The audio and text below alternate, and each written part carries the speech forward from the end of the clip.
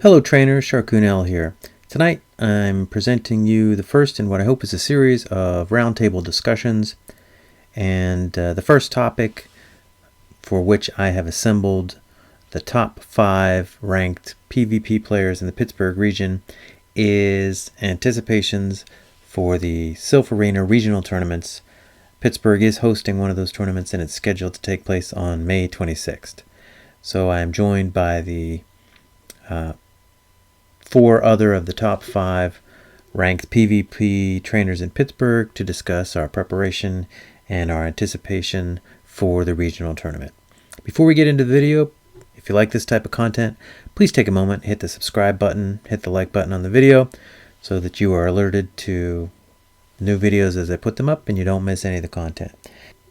Before I get into the video, I first want to apologize for the use of Google Hangouts. This is the first time I attempted to use Google Hangouts with more than one person, so I'm doing a little video switching, feed switching through the course of the video, and next time hopefully I will have it configured a little better, but the content is good. So without any further delay, here is the discussion. All right, here we go. Hello everybody, Charcoonel here with the first of what I hope might end up being a series of roundtable group discussions. Tonight I have assembled a murderer's row of the top 5 ranked PvP trainers in the Pokemon Go Pittsburgh Discord region. Introducing them at least on my screen, and I hope on your screen from left to right in no particular order of rank, is Exile Exo, Pittsburgh trainer Joey, Retro City. I never remember if it's Retro City or Retrocity. Retrocity. Retrocity. Rhino Well, now I City. know. And that was the real question going into this.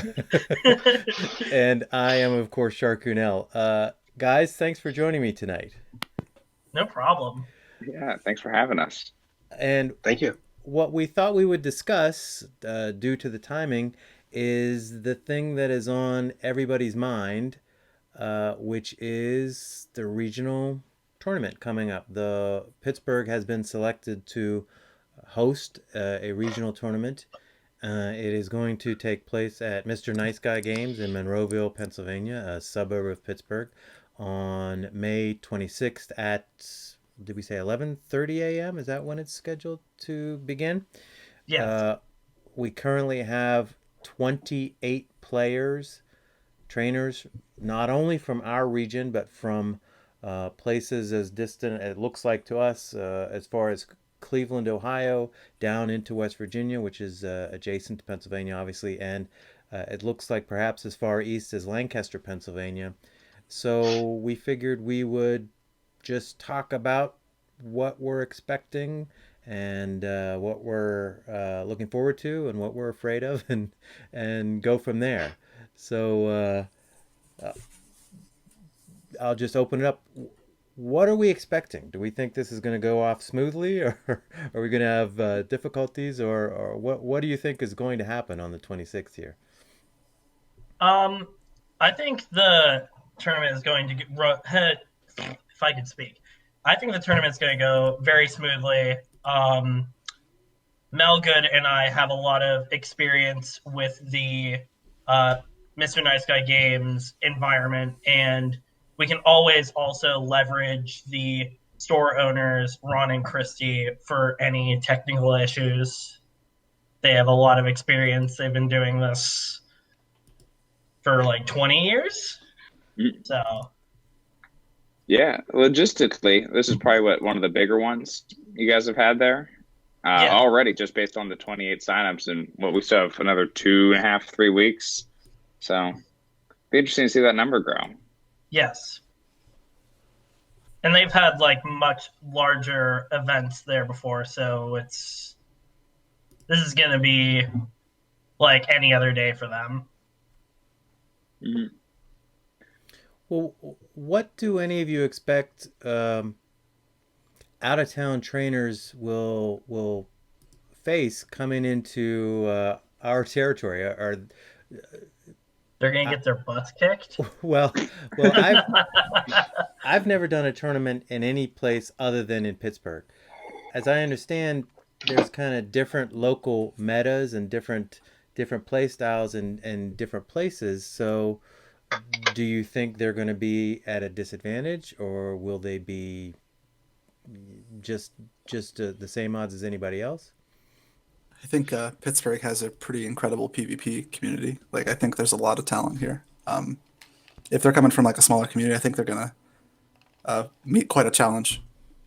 So, I would agree with that. Normally, coming from experience with other games, I don't think that local metagames really take too much into account whenever you're trying to play at the like highest competitive level, because people should be preparing for uh, the field as a whole rather than what they're expecting to play at their local events. Well, I haven't looked recently into what the regional tournament plays into. Is it the top person, the person who wins this tournament, will get an invite to the next level, which I guess is the World Championship? yep, that's right. Yeah, that seems to be what's implied. Yep. So only the top person, not like the top two, or That's correct. depending on the size. No, second place is just a high five. I'm pretty sure. Yep. Yeah, Self-Arena gave information on this that winners of regional tournaments and players that reach a particular worldwide ranking cutoff are all invited to Worlds at GoFest. Oh, so there will be just a world, like a rank based invite for the World Championship too. That's correct. Yep. Yes. You would assume that's going to be substantially lower than the 5,000 or so that got the invite to this one, right? Substantial is probably putting it lightly. Yeah. Yeah, think because it's gonna be brutal. if they had it that low, then why would we be running regionals at all? Just send everybody to the World Championship. Like, I wouldn't be surprised to like see only top 100 get Worlds invite, you know? That seems pretty reasonable. Like it'll cut down by Like how a many factor of 50. how many regional tournaments are scheduled right now? 185 or something. Yeah, Sounds about right. I would be surprised if it's like top 100. I would not be shocked if it was like top 50 or even as low as top 25. Right. Well, we Especially happen for the to first have World on this Championship. call, gentlemen, someone who would fall within any of those criteria. As I focus the camera on Pittsburgh trainer Joey, I want to ask you a question, Joey. When you started PvP, were you confident enough to believe you were going to end up as, what are you now, number 15 in the world? Or were you It was surprised something by like that? that. Were you surprised by Uh, that? I've never been ranked in anything, so of course I'm a little bit surprised. And yeah, I'm not good at things. Like people ask me like, "Oh, what's your secret?" I'm like, I just hope real hard. That's my key to success. I pick three guys and I hope they do it.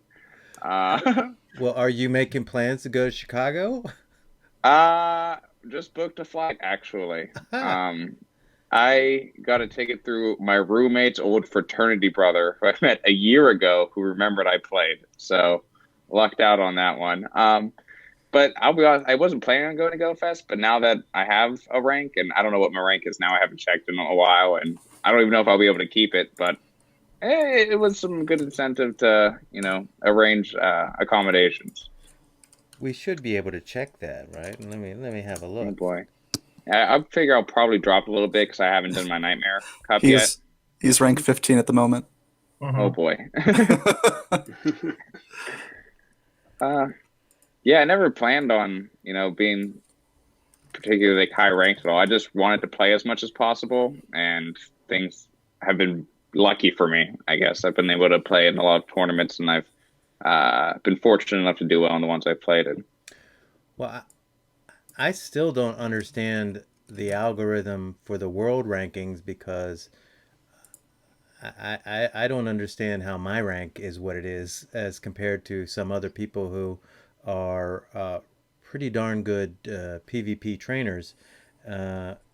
So, I think you sell yourself short a lot. Well, yes, and part of that is I lack confidence, and part of that is I'm trying to get everybody to underestimate me. But Just sheer modesty. but uh, but the other part of it is, I guess the world rankings are based in some significant measure on the rankings of who you've defeated versus who you've been defeated by. All right. Mhm. Yeah, I think there's a lot of I don't know exactly how the weight works, no one does, but I know playing unique opponents counts a lot, and I think I have 20 matches, like 20 cup matches, or maybe like 19 cup matches, and I think all but two of them for my high weight ones of those matches were against the same opponent. So I had like 17 unique opponents for like 17 unique wins. So I think that's why my rank went up maybe more than some other folks with a similar record. Mm-hmm. That's reasonable. Now, Mhm. I've been scouting everybody, and I looked at your trainer card, Joey, and you've done a lot of tournaments in these Discord channels that are remote tournaments. Yeah, I did.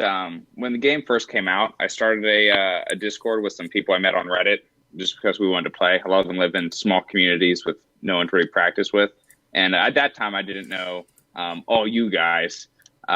In fact, I was living in a hotel room at the time for my job. So it was something to keep me occupied. So we run a couple tournaments a month. I get some good practice there. And then the big one is the what did they call it? They call it a Pokemon Stadium now. That Yeah, Discord it used to be yeah. the Pokemon Go PvP Discord. They ran 7 tournaments over the last couple months, and they were all very competitive, very good. And that's 7 more tournaments that count for your rank. So I probably had maybe 15 tournaments outside of the cups to count in. So it all adds up. I've done one remote tournament on the other PvP Discord. I forget what it's called. I think it might be called PvP Pokemon or something. And the group I'm in has done tournaments and is doing some other tournaments, but they run theirs as unranked tournaments. So I Mhm. don't even think they show up on my listing on my player rank. I don't think they will. No. Has anybody done tournaments in adjoining, like nearby other communities? Has anybody gone up to Beaver or Butler and done any up there? I did Beaver's Tempest Cup. What was that like going to a different community? Was it Well, like you mean like competitive wise or like social? either one? Tell us I both.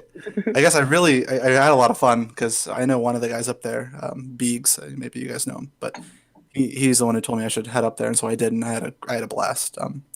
I came out on top, which felt really good going into a different community and winning. But yeah, overall, it was a great time. That's not that far a drive, right? Beaver. No, that's half an hour from Wild West. So Yeah. if you're like going from east side though, that'll be like an hour and some. Uh, how deep is everybody into their preparation, and how are you balancing preparing for regionals with preparing for Nightmare? I front loaded a lot of my Nightmare Cup preparation for hosting a tournament on the 4th. So I'm basically done with Nightmare Cup preparation. Lucky me.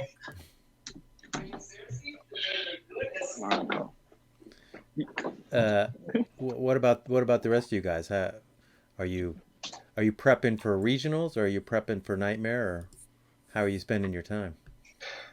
I I'm think I kind of was. doing a little Go bit of ahead. both right now. So it really because our West Nightmare Cup is Saturday, so I'm planning on doing that one, and I'm going to try to go to probably the one in the North Hills next Saturday.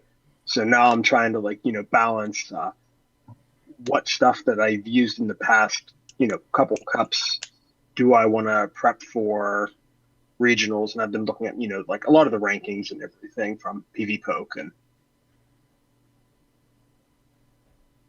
What are your Stardust reserves like, Nolan? uh 2.7 million right now. Oh man, you got to be kidding me! I think I I have try to be 2.7. I got a few 100,000. Rare candy's been my problem lately, the last Mhm. month or so. Um, God, you guys make me feel so wealthy. well, what do you have? How much do you have? Fess I up. have like 6.5 million Stardust. I had like 9 million before PvP. Wow. Yeah, There's guys in my community where I raid that have that much, yeah. and I'm imposing on them to trade me stuff all the time. Uh, well, we before we got started, we were going down the path of trying to brainstorm about some what we expect in terms of maybe some off meta Pokemon for the for the regional cup that we might see. Somebody was mentioning Noctowl, which has been on my list a couple of times. I think it would have been eligible for, I don't know, Twilight or something. And I looked It would long have and been hard at it. Tempest. Yeah, Tempest. So, anybody have any other dark horses that they think might come in and wreck some unprepared trainers? I have a pretty spicy meatball myself. It's very dependent on how the metagame shakes out. And one of the benefits that we have in Pittsburgh is we're having one of the like last regional tournaments. So we really will have a very good idea of what the metagame is like and what people are expecting to see at our tournament. But I am a big fan of Golbat coming into like the very first regional tournaments. A big problem that I see with the regional tournament format is you have the haymaker of Metacham being like the overall best lead Pokemon in the format. So people are going to try and counter Metacham, and the like most likely counters of the like big five going into the regional format are Azumarill and Altaria. So there's going to be a lot of Azumarill Altaria leads, and then there's some number of Venusaur leads to beat the um as Venusaur leads to beat the Azumarill leads, but Golbat is able to beat Metacham, Azumarill, Altaria, and Venusaur in the lead position. Doesn't Golbat lose both shields to Azumarill lead? Yep. And doesn't Azumarill lose no shields? That barely sounds like a solid lead. Well, it's a fringe one. What about my boy Bronzong? Oh my god, Bronzong's. Nightmare really showed me the light with Bronzong. I love me some Bronzong.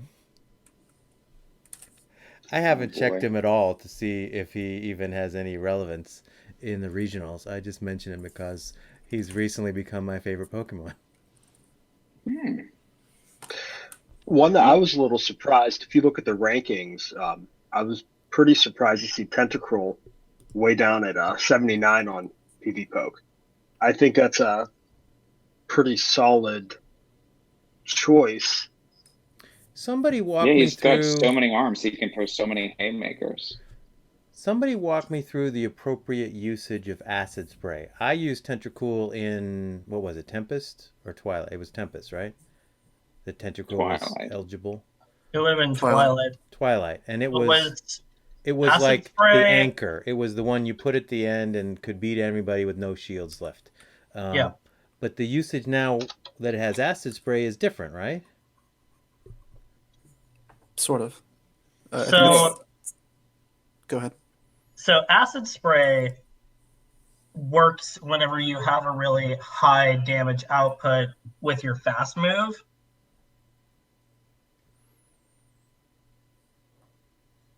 Does Tentacruel have that?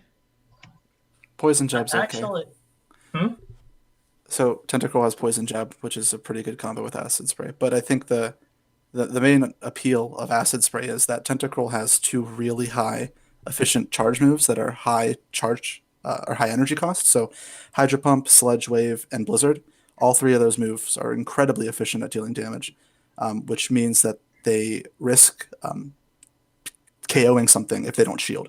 So if you can bait a shield, the acid spray is doing half of its work anyway.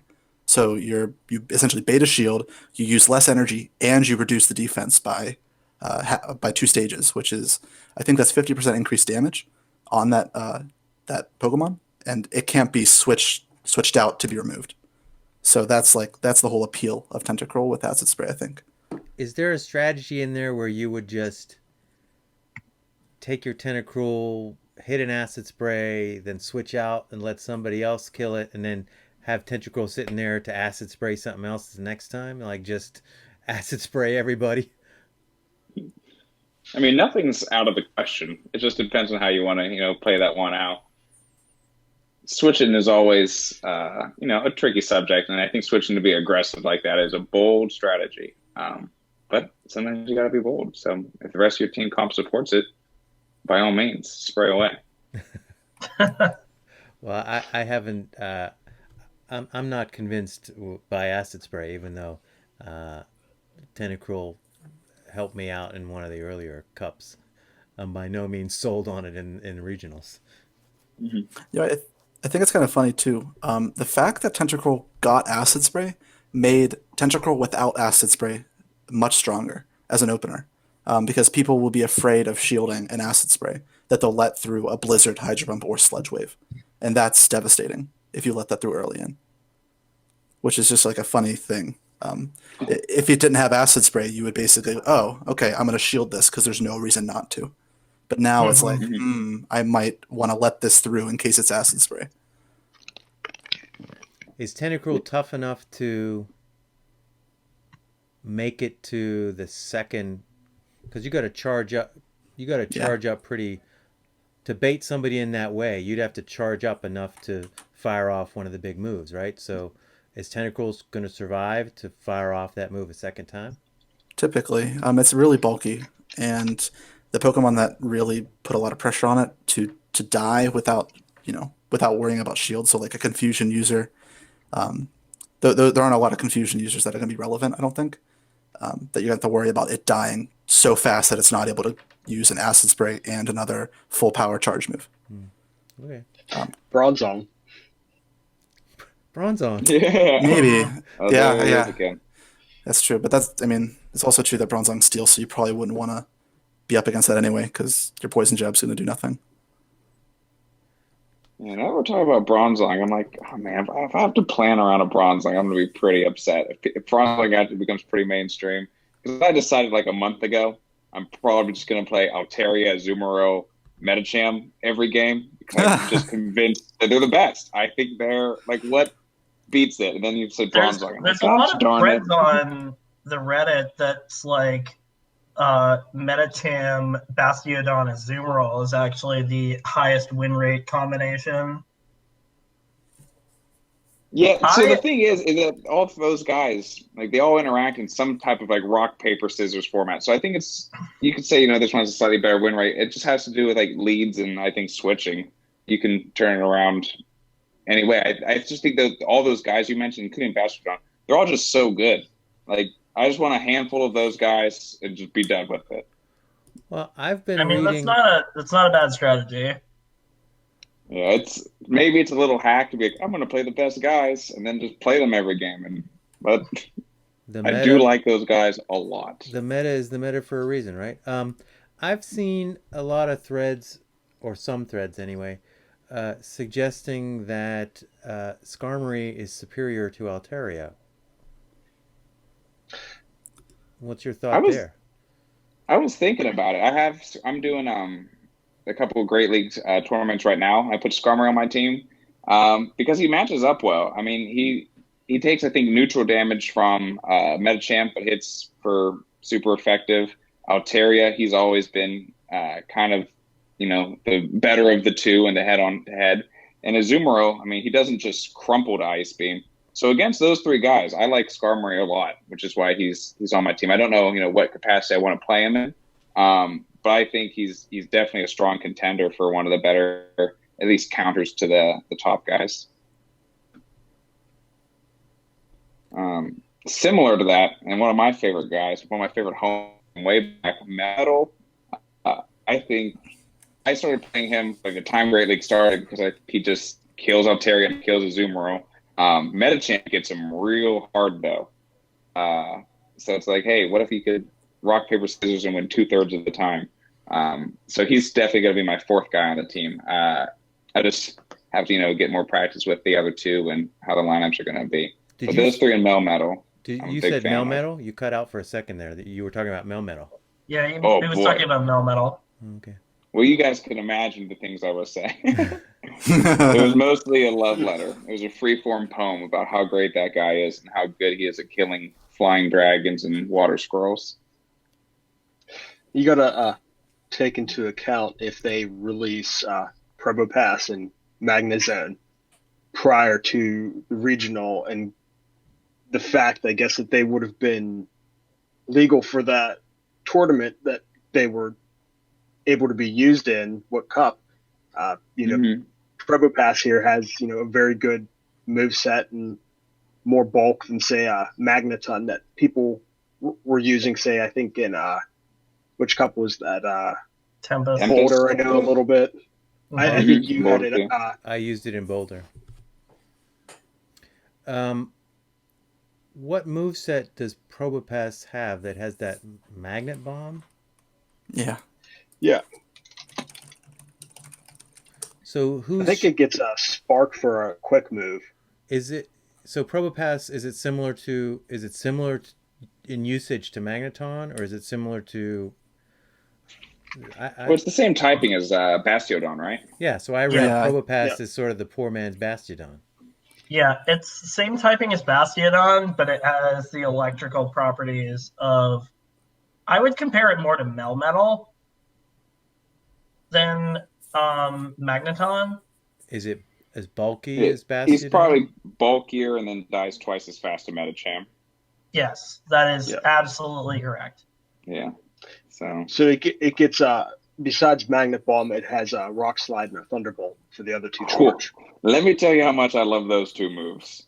I'm a huge fan of both of them. If I can just Rock Slide as all my charge moves, I'm probably doing that. Like, that's the one thing. Melmetal and Bastiodon in the head-to-head, you can fire just enough like Thunderbolts that it's not a bad matchup for you. Neither one of you are really hitting super effective. I mean, Bastiodon's flamethrowers, but with some shields, it's a haymaker, my friend. Rock Slide's the move. What about, especially if you have Spark to charge it? That'd be pretty good. Where does Magnezone fit in? I think Magnezone is supposed to, if you don't have Legacy Magneton, Magnezone's the thing for you, because I think it has access to Spark with a or Thunderbolt.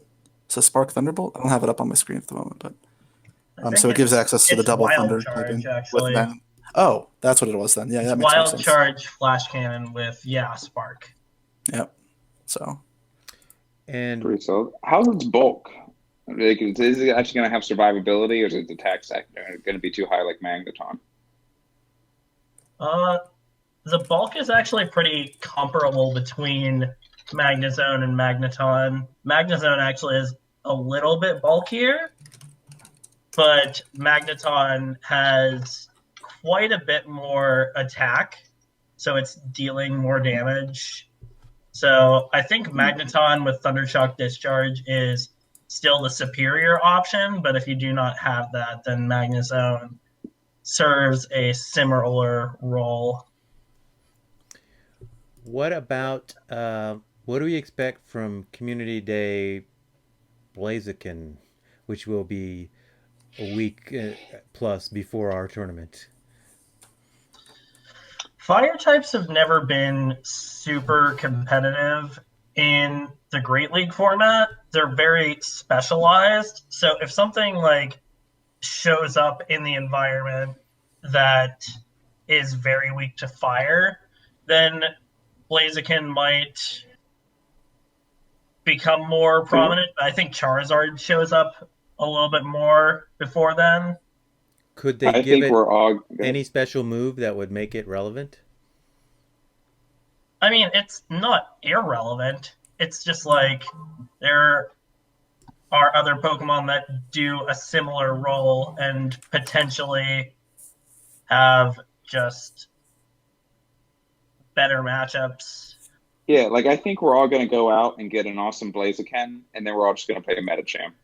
Yeah, exactly. And then Like if you want to never counter wish you, you had Blastburn. yeah, Like, it's like what if does you it want kill? a counter user, then Medicham or Lucario are typically better.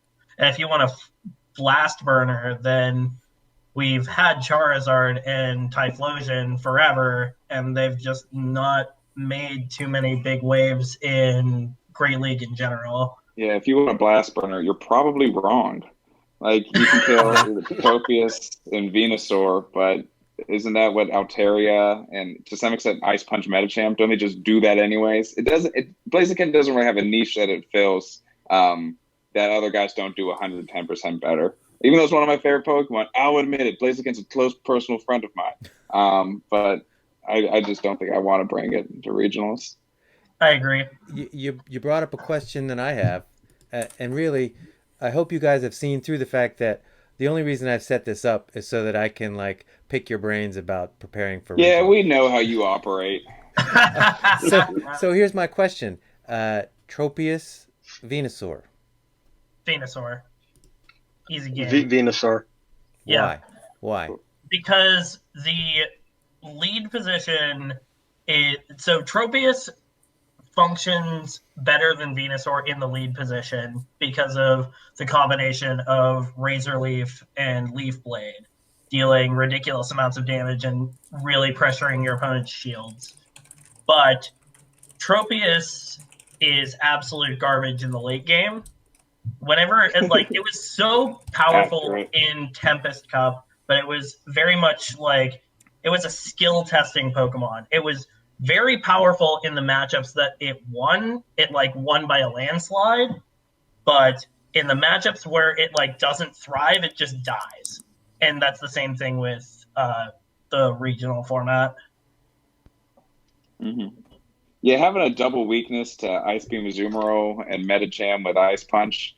Like, granted that those guys are hitting for stab, but that's still like a huge multiplier. And just coincidentally dying to the guys you're trying to counter, or you're probably most likely to see, that's not a good look, my friend. Yeah. So I think I'm playing Tropius right now. I don't know how I necessarily feel about it. Let me tell you, I love using charge moves. I think there's so many just hard-hitting charge moves in this format that just firing off a couple extra frenzy plants, they're going to get their shields down. And I think that's the goal. They got to start shooting something, whether it's your sky attacks, your play roughs, your later power punches. Frenzy plant, it's another hard-hitting, efficient charge move, and that's where you want to be. One of the most efficient moves in the game. Yep. So Joey, are you making the case for Tropius above Venusaur? I'm trying it right now because I have one, and boy, did I invest a lot of resources in it. So I'm giving him a go. But I used Tropius during Twilight, and I was super happy with. I'm not Tropius. Venusaur during Twilight. I've used Venusaur in the past.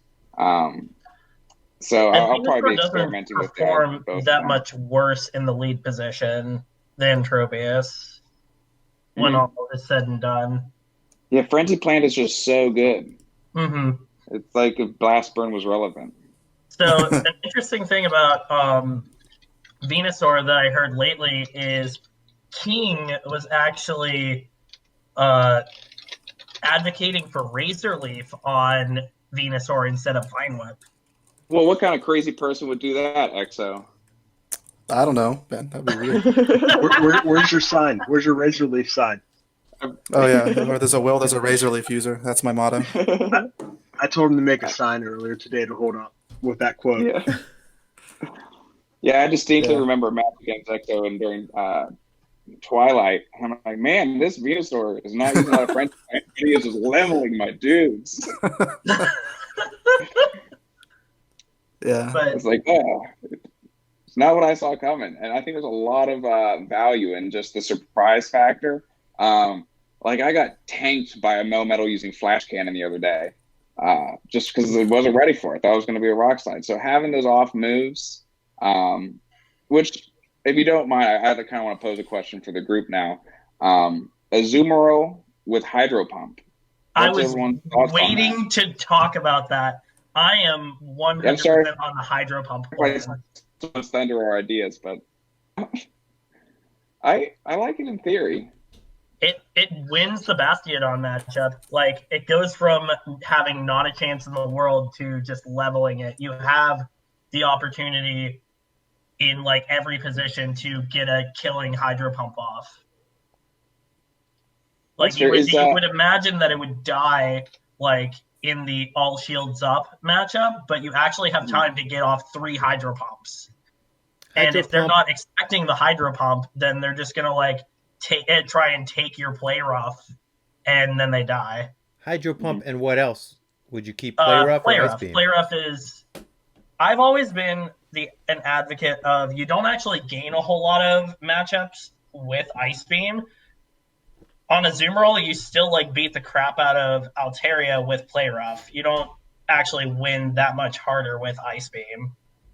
And ice beam's only other utility is really trying to take out grass types. And if you're in a position where you're fighting a grass type with your Azumarill, then you're probably dead anyway. Yeah, it's not necessarily where you want to be. Hey, is Bastiodon Azumarill really like that much in Bastiodon's favor? Oh, absolutely. It like is like crazy out of Azumarill's favor in like every position without Hydro Pump. Really? Because Play Rough and Ice Beam do literally nothing to it. Now you got me curious. I'm pulling it up as well. I used Hydro Pump on Azumarill for what's it called, Twilight, and I seem to like it more over using it over Ice Beam. Mm-hmm. Well, there goes 3 more TMs. Yeah, I think that's why I'm probably not going to have Hydro Pump. Mostly because I don't have 2 charge TMs. I have 1 charge TM. Why 3 TMs? Because I never get the move I want on the first one. Does he only have 3? So you could. Yeah, it only has 3, so you're guaranteed. Yeah, if you bought the second move, you're guaranteed to get the other one. Unless you accidentally TM away Play Rough, and then I don't know what to tell you. No. Boldest strategy. I'm usually pretty careful. Well, yeah, I'm a big fan of Hydro Pump on Azumarill. What does I'm kind of curious just to kind of get opinions on the room. If you guys had to pick like maybe 3 Pokemon that you think are going to be the strongest competitors for regionals, what do you think those 3 would be? Said my piece.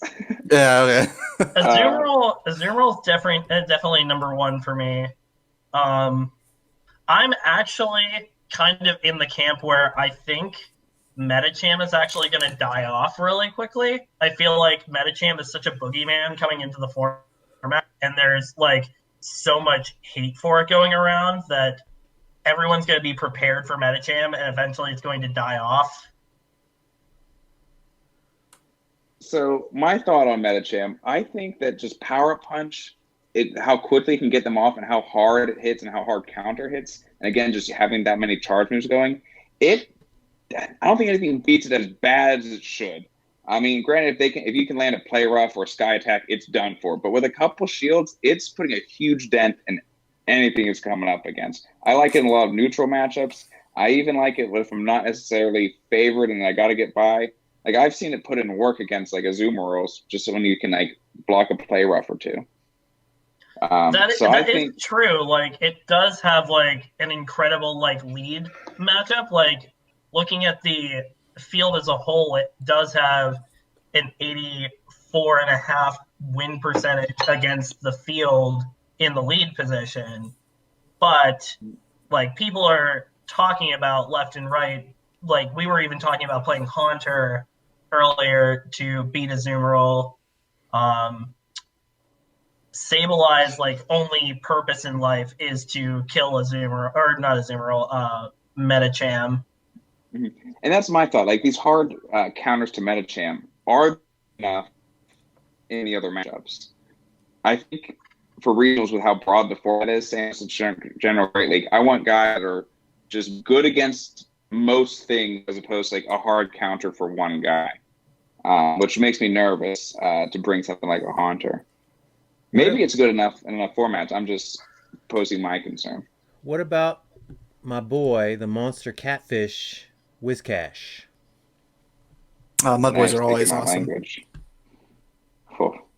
Let me tell you, I'm a big fan of Wishcast. He's on my roster to try out.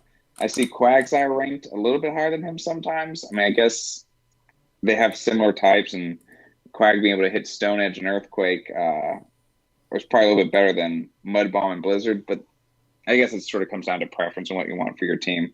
But he's definitely in the running for to make my squad. I'm It's always afraid nice when of you can hit that using blizzard. Mud Waters Yeah. if the number of Venusaurs is as high as I'm expecting it to be. Mm-hmm. Yeah, and that's a good point, Rob. Like dual weakness guys, like the Tropius, the Wishcash. Oh boy, Toxicroak. You're just down a guy Yeah. when you have that If you get situation. into those matchups, the benefit of Altaria, even though it has a quad weakness to ice is just typically not very strong in general. Mm-hmm. Like the ice types that exist in the format are very specialized. Like the reason why you would like run a Frostlass is to specifically kill Altaria. Be still my heart, Frostlass, my leading lady. She's on the I do roster too. enjoy I want to Frostlass. play her so Frostlass bad. is awesome. Yeah. She's never not been great for me. So I'm hesitant to put her on our team because I don't necessarily love her in like a lot of matchups. Like I think she kind of struggles with the Azumarill as she always has, and I think even I remember when Tempest was around, I was like testing her versus Tropius in the lead, and Razorleaf just hits you hard enough that they can shield the avalanches, and then it's a big turnoff. Mm-hmm. So I'm afraid of situations like that. Frostlass is very squishy. Mm-hmm. And right now, with Alteria's fairly fat, Zumarill's fat, Bastiodon's fat, Medicham can take a licking. I don't know if I want to be bringing the fragile guys when we're playing these more attrition-y battles. Mm-hmm. Yeah. So more questions than answers. I guess back to Wizcash Exo's is bulky, Go right? ahead. Wizcash is bulky. Yes, I think he's the fattest mud boy. Yeah. If I were to bring a water ground, I would probably pick Whiscash. I really enjoy the mud shot, mud bomb, like the speed of that to pressure shields. If you're in the correct matchup, that does do a number on your opponent. Yeah, he's very solid on a lot, and like you get those mud bombs off very quickly, and they don't hit hard, but just the sheer number of them, it adds up. I've played against Wishcash. I'm like, oh, I'm in good shape. I'm like, oh, another mud bomb. Oh, another mud bomb. Oh, where are all these mud bombs coming from? So you have to deal with that. It is true. Is there anything that nobody's even talking about that could do anything here, like Togetic? Next. No. Not really. I'm not too into it. I think most guys are just too fragile for what they do. Sometimes I see Gallade ranked highly. I mean, particularly in Nightmare, but just in general, Great League, sometimes Poke Battler has like Gallade in the top list with Counter and Leaf Blade. Those are both good moves, but I don't think it's like, what does it do? What role is it filling? So I think for the most part, I went through like the top list, and it was like the top 25, 30 guys all looked like they had a shot, at least. But beyond that, with the exception of maybe a Tentacruel or something like that later on down the list, I think most of it's been worked out. Maybe I'm wrong. No, I think you're right. We're gonna see Azumarill. We're gonna see Medicham. We're gonna see a lot of Bastiodons, people who spent on them for the Kingdom Cup and are damn well gonna use them. Mm-hmm.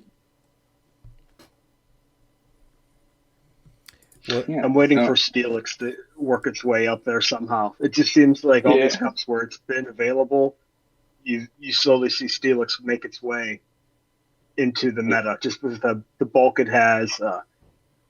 I don't know though. Steelix is definitely a reasonable pick. It destroys Altaria.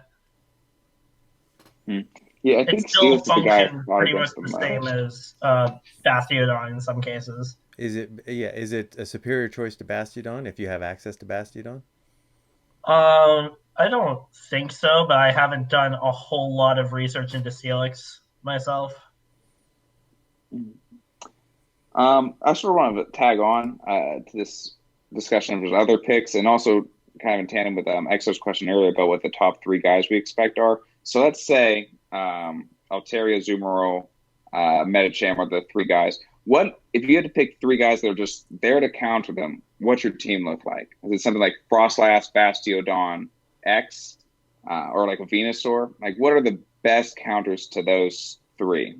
If I knew that I was going to be fighting those 3, okay, let's all say the you're paired time, up against me, so you know you're going to be fighting those 3. Well, let's I'm run using the simulator same real 3 quick. and hoping to catch a break. Yeah. Because I think I know at least one thing.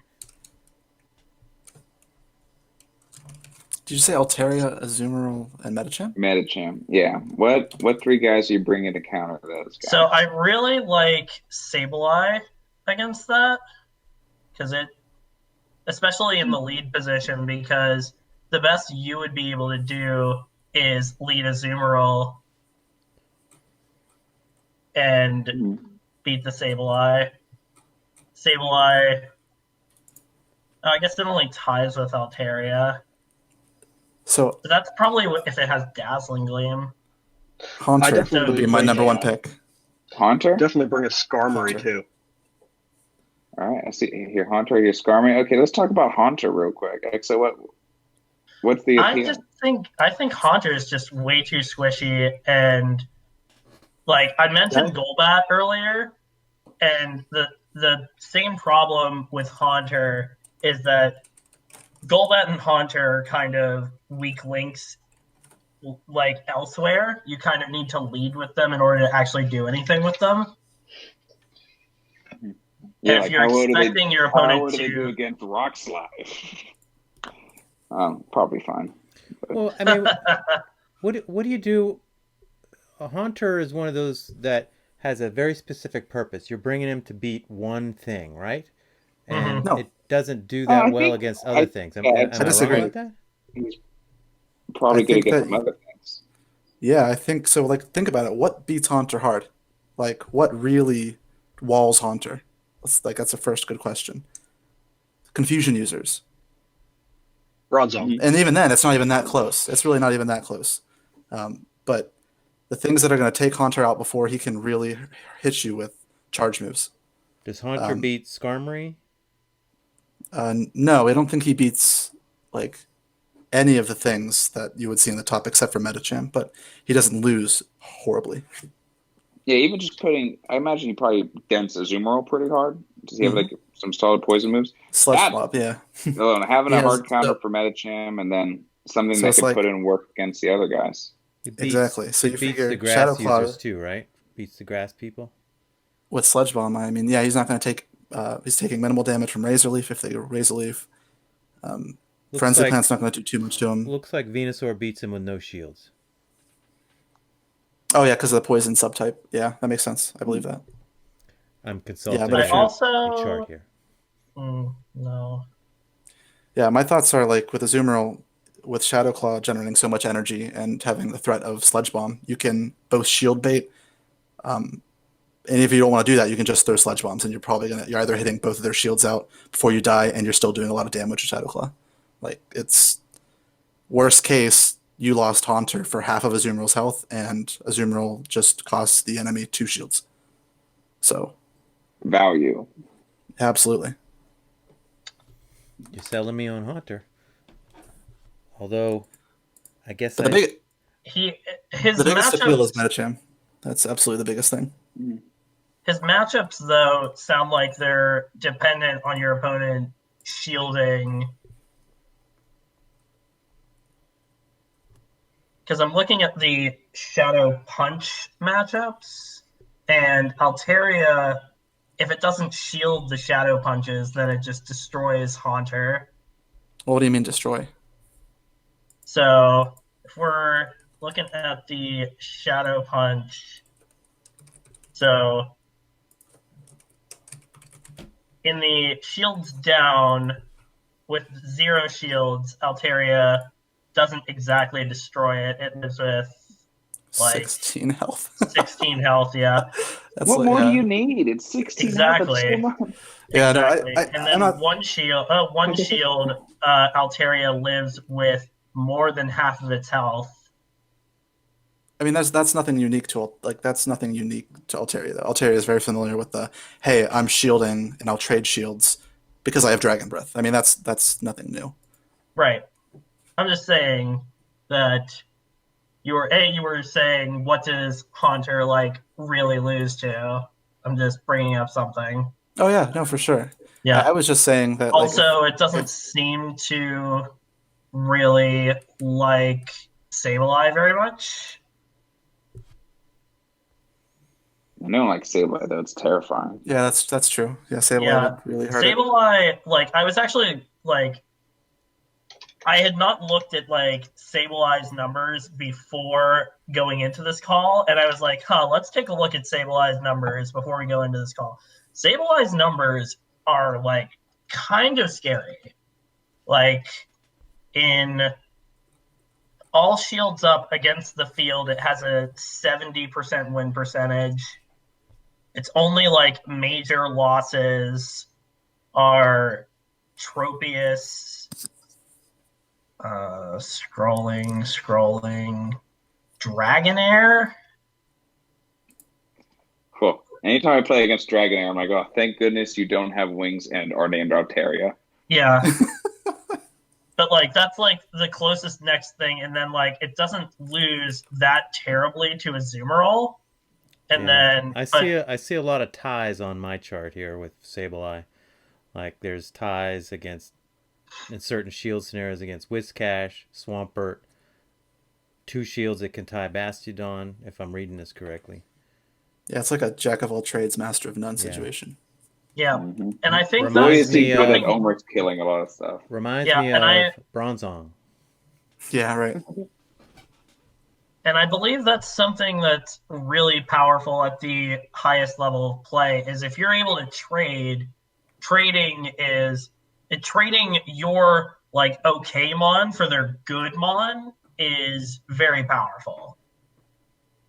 Yeah, that's true. Sableye acts as a very good pivot for bad openings and otherwise. Yeah, so if you have a really good read if you think you have a really good read on their lead, then you can lead with your counter, and if you have a bad matchup, you can switch to Sableye and you're fairly safe. Like the only thing that like I'm looking at that beats it in all shields up position that I'm expecting to see a lot of is a Zoomerol. And granted, that is not a great position to be in if you're switching a Zoomerol, but it doesn't like super die to a Zoomerol either. And the Zoomer is also like the only one packing like in the format, like the only one with a fairy type move, I'm pretty sure. And that's Sableye's only weakness, right? Yeah. Yeah. Yep. Nailed it. Yep. And like even so if the Azumarill has Ice Beam in all shields up versus Sableye, it lives with 24 health out of 186. And then if people jump on the Hydro Pump train, it lives with 9 health versus Sableye. So that's very scary. So like coming into this call, like Sableye has like really jumped up in my like what am I considering playing? I hear you. I'm trying And, to like, think of a actually, pun to say you're going- starry-eyed or diamond-eyed. And like going back to the Tropius versus Venusaur like debate, Tropius is one of the like few things that like just utterly destroys Sableye in the lead position. So that's a win for Tropius. Just want to bring that up. I like Tropius. Well, gentlemen, I don't want to continue this too long, so my computer crashes. So let's start. Bringing this into port and calling it to a close. So the provocative question I asked earlier before we got online, at the risk of offending our out of town friends, do you believe that the person who is going to win our regional tournament is on this call right now? Maybe not on this call. Where is he? I'm hoping that on the PGP server. Yeah, Not that I don't think anyone on this call could win. I think if there's anyone in Pittsburgh who has the highest chance of winning, it's the people on this call. Yeah, I think whoever hopes the hardest is going to be the one who gets it. Well, I think whatever happens, it'll be interesting and fun, and a unique experience for me. Anyway, this is the first competitive gaming I've done in anything, Magic the Gathering or anything else. So I'm just looking forward to it as an experience to see what goes down. Yeah, I think it'll be. I'm just excited to play a long tournament. 28 people. Was that 5, 6 rounds already? 5 and then 32. We hit 6, so we're looking at probably a 6-round tournament. That's 50% longer than any other one we've had. It'll be interesting. It gets grueling. I know after we play 4 or 5, I'm like, whew, let's be done. It's like the last 0.2 of a marathon, right? That last round, that 6th round. Yeah, I don't know how I'll sustain if we get more than 32 and it goes 6 rounds, because the 1 5-rounder or the 5-rounders I've done, my brain starts to go in that halfway through the 4th round. Yeah, but this so time what you're the match saying is is I getting have more an important. advantage here. Yeah, I played for like 8 hours of Magic the Gathering, and let me tell you, that's a little bit more taxing on your brain than this. it certainly can be. Well, I think for the out of town people coming in, they haven't really had too much of an opportunity to, play and practice against a lot of the other people that are going to be competing in this regional tournament. So, a lot of us have had those opportunities to kind of gauge, the play style of a lot of the people that will be playing, and kind of get a feel for that, community sense. And, it could be a good or bad thing coming in from the outside, because on one side, you're a wild card too to all of us, because, maybe we haven't seen, the self reports of the tournaments that you've played in, ahead of time. Maybe now we can go back and take a look at it and see, but we don't know exactly, what you had available, what you, now have available. Now, the same could go for us too. You go back and look at, say, Boulder Cup and say, what did I not, I didn't have a Metacham at that time, but, for regionals, you're going to have a Metacham because you need it pretty much. Well, I suppose there's advantages and disadvantages. You walk in there with your flat brim hat and your Clint Eastwood poncho. We don't know you. You might just ride into town and take us all down. Well, that'd be something. Yeah, wouldn't that be something that we all get smoked by the same person? Some out of town folks. I would tip my cap. I would tip my cap while they're eating that cookie prize. Mm-hmm. We can all have a very salty slice of cookie. Well, I've had salty cookies before, and that's not great. Any last thoughts, gentlemen? This was a very interesting conversation, and if I can get it saved and out on the YouTube channel, it's a proof of concept that I can do a multi-person conversation like this. But any final thoughts? The regional format is... I'm sorry, go ahead. Yeah, I was going to say, thanks for doing this. This is a really cool way to gather different minds and just kind of hit each other with ideas and talk about it. I think this is a fantastic idea, and it's awesome to see it actually work out. So thanks for putting this together. Well, Yeah, thank you. I'd like Yeah. to, if it works, I'm gonna do more of them and mix and match and get some other people in here, and continue expanding. I'm always down for that. Yeah. All right. Make that content. Make that content. Well, as we're One thing I think might be just like for towards the end here, is there anything off meta, not being discussed too much? I know we kind of touched on it, but is there something that everybody's kind of looking at that they're saying, this might be a good pick for my team without, if you don't want to disclose for the video. I really was looking at Golbat, but Exo does bring up a good point. It's not as good of a matchup against Azumarill as I had thought, so it's back to the drawing board on that one. And my main man, Double M, Melmetal. Oh my God, He's Melmetal's a smoking menace. He is really good. He's underrated, I think. I like. He's my big one. I'm powering up a second one because the first one I powered up for Great League, I didn't like the stats on it, so I got a better one. So I just sunk another 150,000, and a guy already has. I don't have 100 to That's throw the around. spirit. I think Lantern might be lurking at the edge of this meta. Oh, Lantern's you mean watermelon definitely very metal? interesting. Well, Lantern's really good. let's not go down another rabbit hole. I got to bring this to a close. Yeah, Again, let's for land me, this plane. Thank you, General. At the end, I do want to give a couple shout outs. I gotta give a shout out to Zionic and his roundtable. I did not steal the idea, but I realized they had done this format first. So I Yeah, I heard they stole it from Camelot. well, can't take All right, credit I'm done. for I'm being done. Oh the, my God, it took me a second to get that. I feel so bad about myself.